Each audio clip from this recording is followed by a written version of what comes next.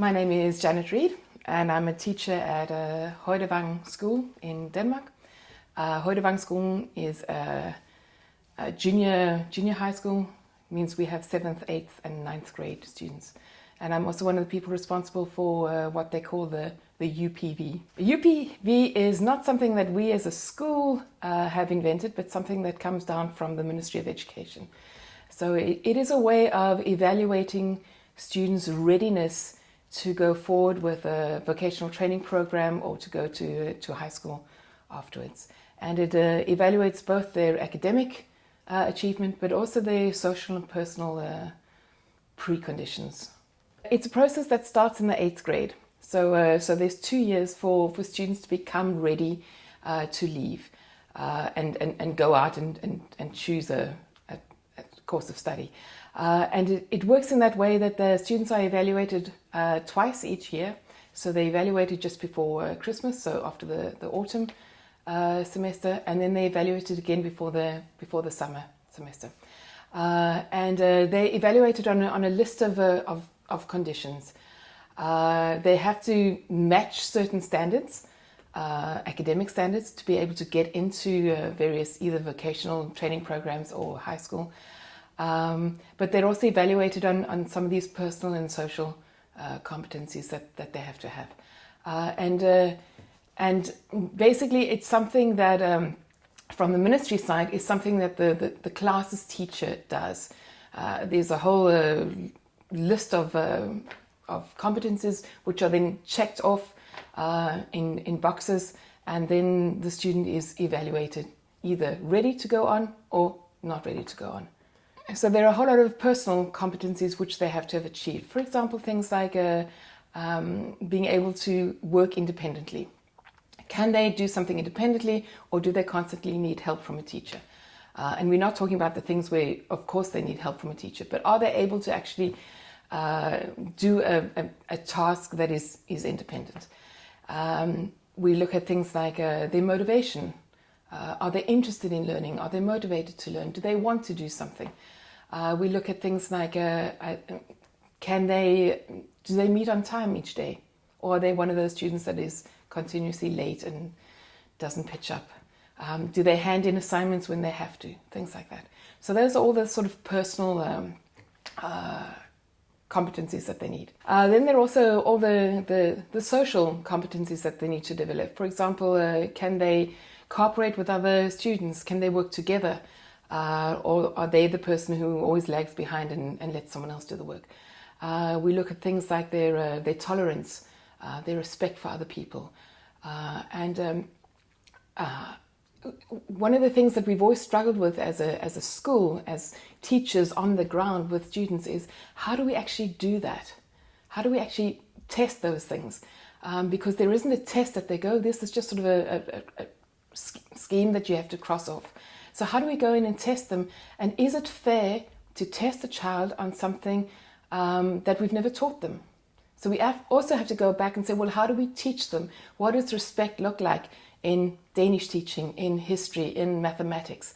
So we have to go in there and say, all these competencies that we expect them to have achieved by the end of 9th grade, how do we incorporate them in the way we actually teach them?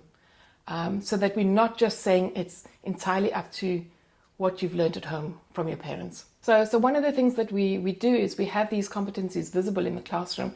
And when I, for example, say to my students, I've got 7th graders at the moment, that we're going to do this group work, and then maybe I need to talk to them about what does group work look like, or what does respect look like. So if we're doing a brainstorm, if we're sharing ideas in a group, then rolling your eyeballs at a comment that your group member says is not showing respect. So nodding to show that you've understood, asking people's opinions, withholding judgment, all things like that are things that we need to teach them how to do it. So we're looking at what does this look like then in English lessons, in mathematics lessons, so that we put words on some of these things. So it's not just a fluffy idea with respect, for example. So they're both the personal competencies that they need to develop. They're also the social ones, and then we also look at their more sort of practical competencies, things like can they use their hands, all right, or are they purely academic people? So can they use their hands? Are they creative in some way? Can they take things from theory to practice? It could be pretty low-key things like being able to program a computer, for example. That is also a practical ability. We have, each day we have different students on a roster that have to make sure that they've cleaned the classroom. And being able to use that broom and clean the classroom is also a practical ability. So we're also looking at that. And it's not because those practical abilities are something that will give them access to high school or to a vocational education. But not having them is something that we need to then work with.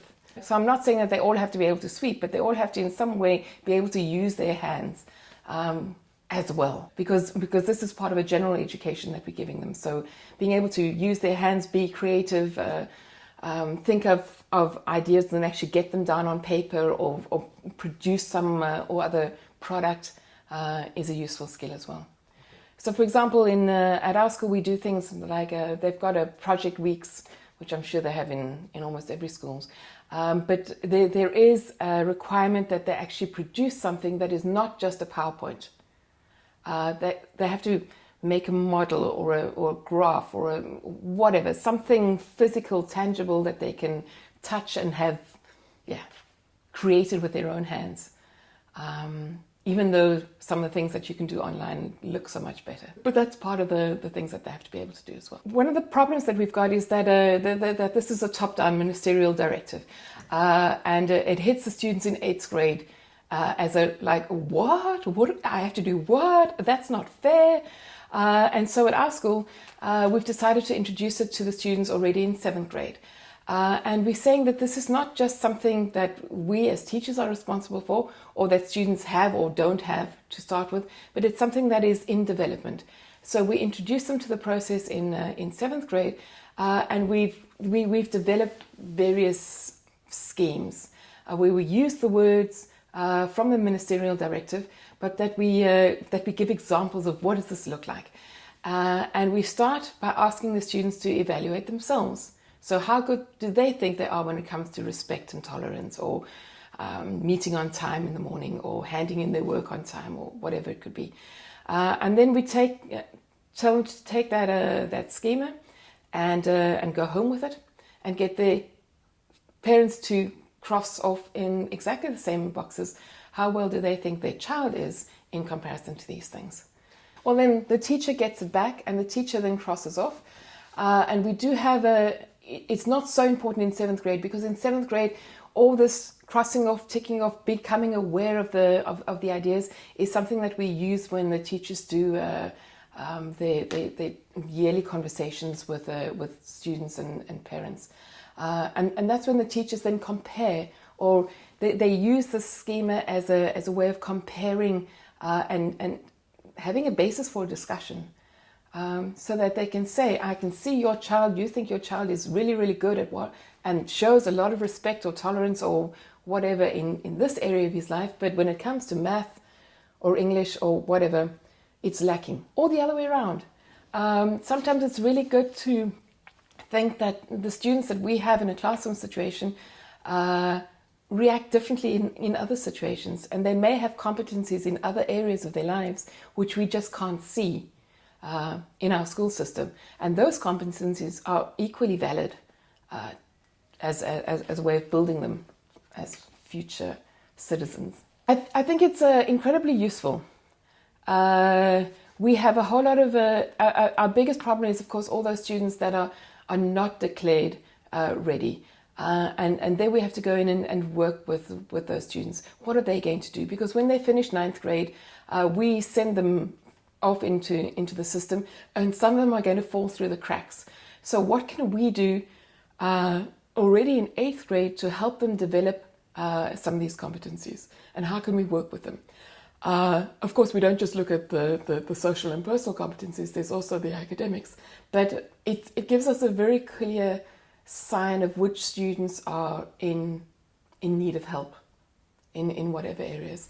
And it can be that they have to go to various practical courses. Maybe they go and visit different businesses, but we give them sort of a more awareness of what it entails to be able to become a carpenter one day, or a teacher, or a doctor, or a sales assistant. And we talk a lot about what competences you need to be able to have a particular job. We invite parents in, and parents tell students about their way, their road to their job, what sort of education they've had, what other competencies have been important for them. We have various role models coming in, especially young people that maybe have had a shaky past and have managed to turn it around and become an upright citizen. What their story is, how they've changed, what they've worked with, to try and help our students to gain insight in the fact that finishing 9th grade is not only about the academic results, but also about the personal and social competencies that they need to develop. This is not just something that we do on a school level. This is something that is on a national level. Yeah. So we have access to various departments where we can book role models, and we know who our role models are in the Copenhagen area, and we know who are good, and we know who will inspire our students, and we try and find role models that have sort of the same demographic as the school has, and get them in to talk to the young people about their future, about what they need to be aiming for. Well, I think basically you need to agree with your school if it's something that you want to look at. And you need to own that whole process. So you need to look at what is it that we actually want to focus on besides academics. Perhaps there's a developmental program in the school where you can actually agree on what are the characteristics that we're looking for, what competencies do we think that our students have to develop, and then go in and say, well, what do they look like in practice, and then have that discussion first. Because you can't just take the Danish model and make it work in England, for example, because the Danish school system is completely different, and we have far more time to actually talk to our students. Having parent-teacher meetings is something that happens twice a year. Every week, the class teacher has a lesson that's set aside for talking to the class about various issues, and it could be issues like this, but it could also be personal things that students have. So they have a very close contact and an awareness of what's happening in their students' lives. So things like that have to be in place as well for anything to work. But in general, start with saying, what else do we want to make them better at besides academic, and start with that.